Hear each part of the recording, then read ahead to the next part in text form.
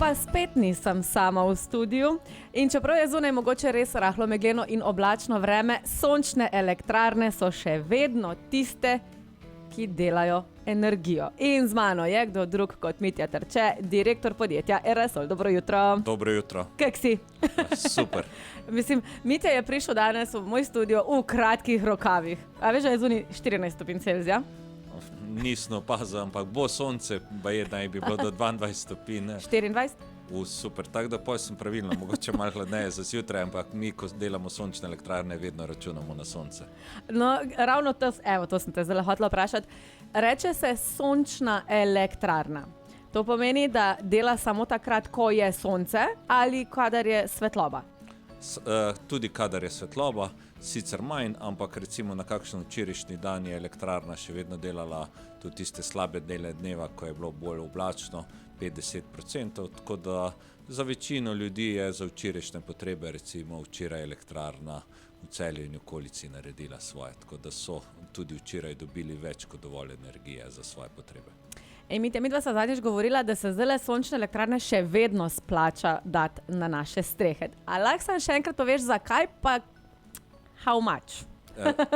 Reka, še vedno spet, se pravi, mogoče je boljši odgovor spet. Zakaj? Ker subvencije so velike, cena elektrike je še vedno, rečemo, solidno, visoka.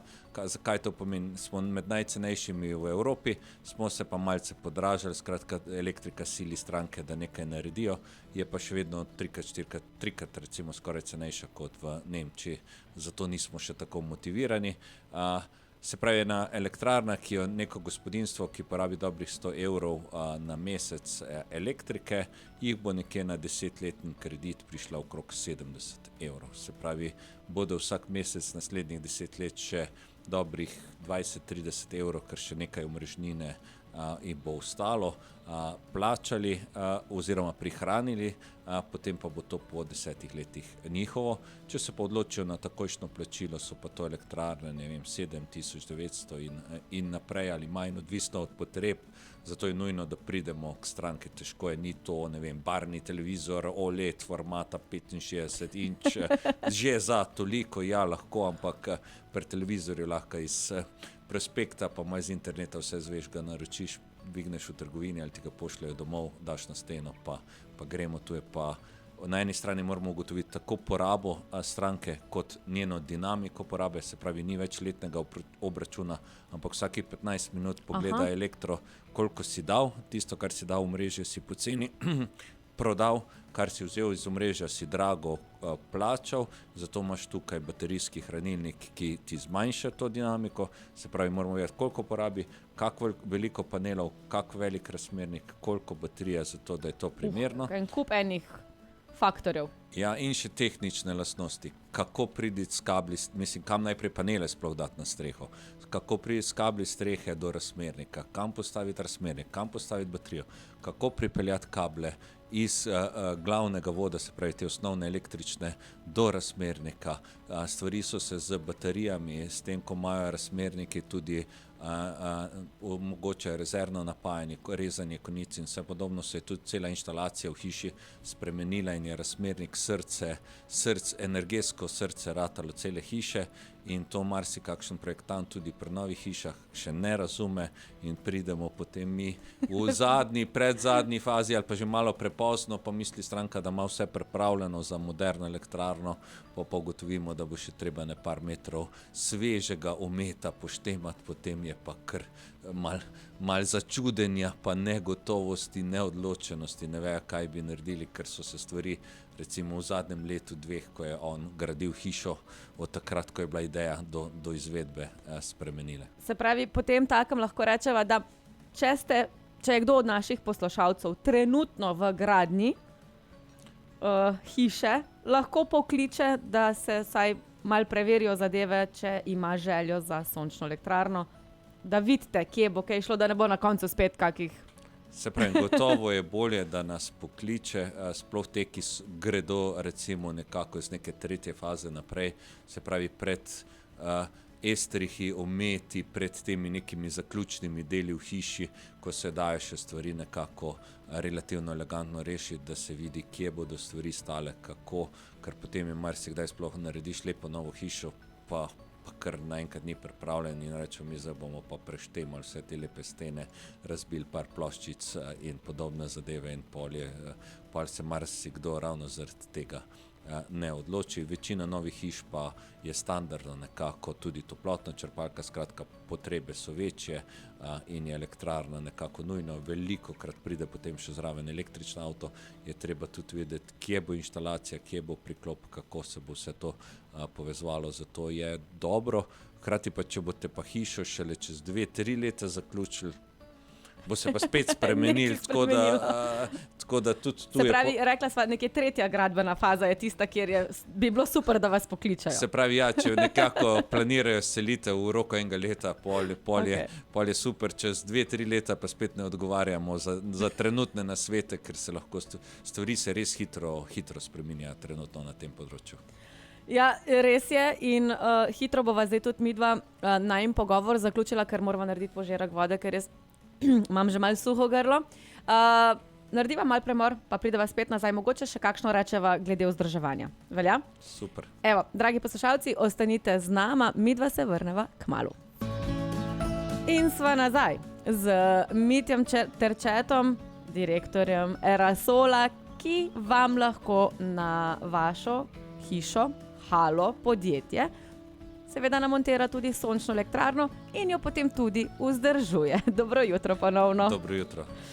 Dobro, se vem, da zdaj nisi ti one man band, ne, da imaš svojo ekipo, ki skrbite tako za vzdrževanje. Ja. Prideš pa tudi ti. Okay. Evo, imate ga potem možnost tudi osebno spoznati.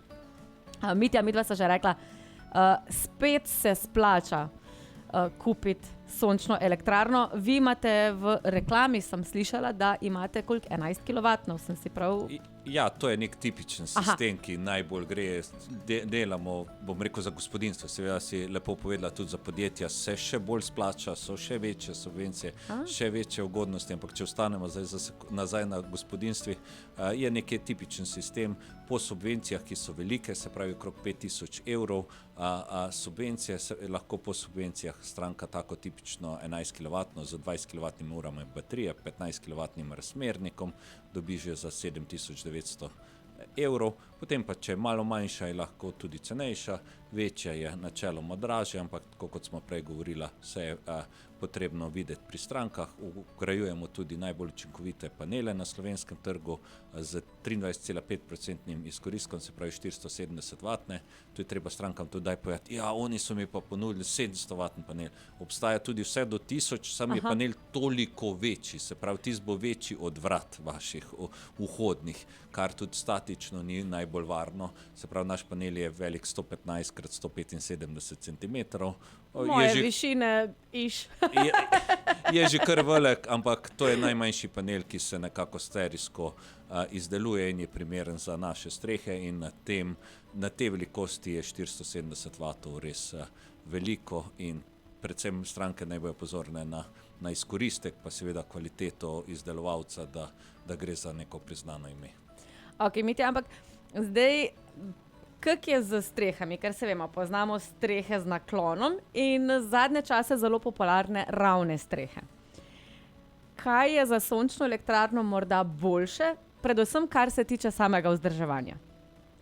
Razlik pomembnejših ni. Se pravi, pri ravni strehi je ta razlika, da je potrebno panele narediti pod naklonom. Se pravi, dvignemo panele ponavadi za 10 stopinj, zato da je boljši izkoristek, kar pa posledično pomeni, da je treba med paneli narediti pri 10 stopinjah recimo 45 cm razmaka, zato da sprednji panel ne meče senco na naslednjega, če so na jug obrnjene.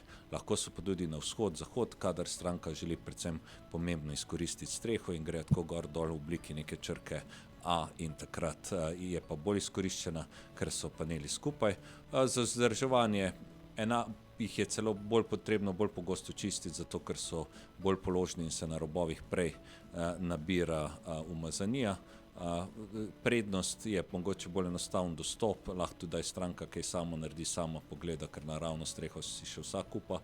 Idealna je pa streha 35 stopinj obrnjena na jug, tam paneli na leto največ naredijo, čeprav trenutno to, kar smo govorila, vzhod-zahod strehe, se pravi, da je en del strehe obrnjen na vzhod, drug del na zahod, pa pomeni to, da sicer je proizvodnja 20% nižja od te idealnega 35-stopinskega juga, spet odvisno od naklona te vzhod-zahod strehe, se pravi, bolje ravna ali pa bolje položna, dlje sonce panele obsije in večji je izkoristek, ampak načeloma rečemo v teoriji nekje 20% manj, ampak imajo stranke zjutraj sonce, preden grejo v službo, se pravi sploh poleti, danes je bilo Danes izjemoma ne. malo drugače, pa tudi popoldne, ko pridejo domov, se pravi, imajo kljub 20% manj energije, imajo pa več svoje energije, se pravi, jo lažje koristijo, ker je bolj razporejena čez dan, se pravi, prej jo imajo več, pa dlje jo imajo več, ni pa je toliko in pri teh cenah, ko se pravi, poceni kupuje, poceni prodaja in drago kupuje, je zelo pomembno, da imaš res čim več svoje energije. Ampak je fajn tudi, če imamo hranilnik oziroma baterijo.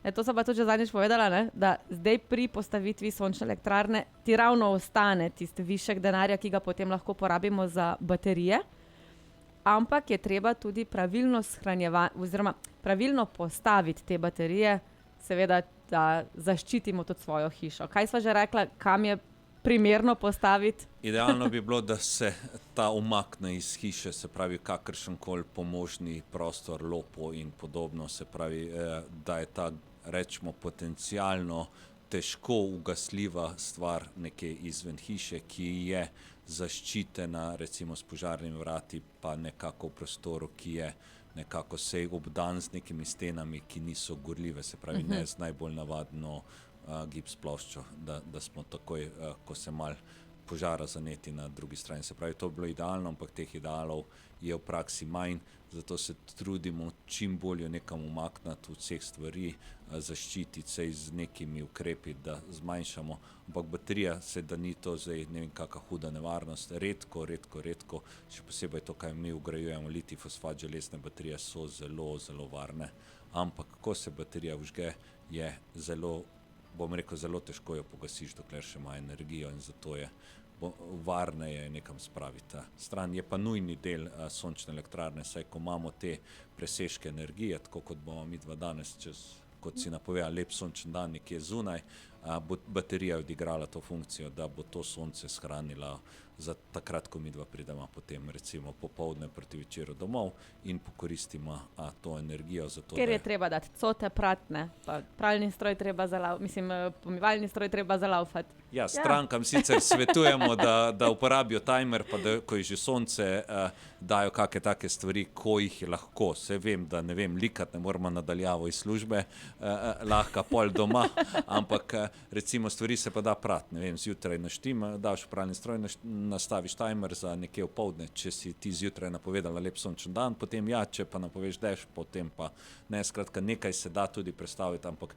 večinoma ne moramo in zato je tu baterija, ki pa tudi ni čudežni, ali pa baterijski hranilnik, tu je toliko izrazov ratalih popularnih, komercialnih, časih smo vsem govorili vse samo baterija, zdaj pa imamo kar ene tri izraze. Velik terminov, ne? Ja, da so še stranke še bolj zmedene, da ne vejo, kaj bi imele pa kaj kupujejo. No, ampak da ne bova mi da preveč zmedla strank. Še vedno, vkolikor tisti, ki se odločajo za postavitev sončne elektrarne, je dobro, da to izkoristijo zdaj, ker rabi od začetka do konca, se pravi do postavitve sončne elektrarne, je potreben nek čas in pa birokracije. Torej, je zdaj idealen čas, sploh ker so subvencije, da se odločijo, da vas pokličejo. Tako kot si rekla, cirka pol leta bo trajal cel projekt, mogoče še zavrnitev subvencij, še kak mesec dlje. Elektrarne se tem, ki porabijo recimo nad 100 evrov, rečemo bolj gremo proti 200 prej, ampak prihajamo na 6-5 let nekje dobe vračila. Tudi tisti, ki niso imeli možnosti oddajati energijo v mrežje, smo pa nekje med 7 in 10 leti, ko se jim povrne elektrarna, ker svojo elektriko zdaj shranijo baterijo. Tako da proces je dolg, tiste, ki zanima, seveda bomo veseli klica, maila, da obiščejo našo spletno stran www.aerosol.si aerosol.si izpolnijo, si skalkulirajo, imamo obrazec, kjer si lahko sami izračunajo, kaj rabijo, koliko jih pride, zato da imajo en občutek ali pa se z našo umetno inteligenco pa še pogovorijo, kaj želijo, in pridemo potem na ogled in jim svetujemo naprej. In tisti, ki že imajo elektrarno, pa potrebujejo seveda vzdrževanje. Idealen čas za vzdrževanje oziroma za čiščenje recimo panelov v takem primeru je kdaj? Preko celega leta se čisti. Idealno je sicer, mogoče spomladi je največ efekta, ker prihaja poletje, ampak nikakor še vedno so tu pred nami številni lepi dnevi in je še vedno smiselno, še posebej tam, ko že leta in leta niso čistili, ker lahko je spomladi, do takrat je še rečemo pol leta ali več, do takrat smo najbolj zasedeni, lahko bo prepozno, ker se bo umazanija enkrat zapekla, ko jo potem ne bomo dobili več ven.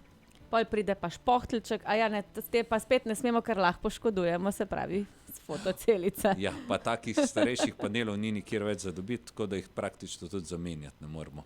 Če jih pa ne moremo zamenjati, pa novejši ne paše v sistem in pa smo naredili... In pa smo pri novi elektrarni. Tako je, ki mi bi jo veseli, sem stranka, bo pa zelo razočaran. Se pravi, da vzdrževanje tako pri vseh stvarih je ena nujna stvar, če hočeš imeti stvari na dolgi rok. Super. Ja, Mitja, zmanjka nama je časa, spet smo bila malo predolga, ampak jaz verjamem, da ti prideš spet k meni, kmalu. Sicer bova zdaj rekla, da naj še uživajo v tem meglenem dnevu, ker ko bo začelo pripekati, ne, to bo te pokalo od energije. Za vse informacije o sončnih elektrarnah in seveda vzdrževanju le-teh pa najdejo naši poslušalci kje? www.aerosol.si. Evo, da ne boste rekli, da nič ne veste. Gost v studiu na Radio Fantasy v sodelovanju z Rolco. Kavarna, pekarna in slaščičarna Rolca. Tako dobra, da se ti zrola. Radio Fantasy predstavlja.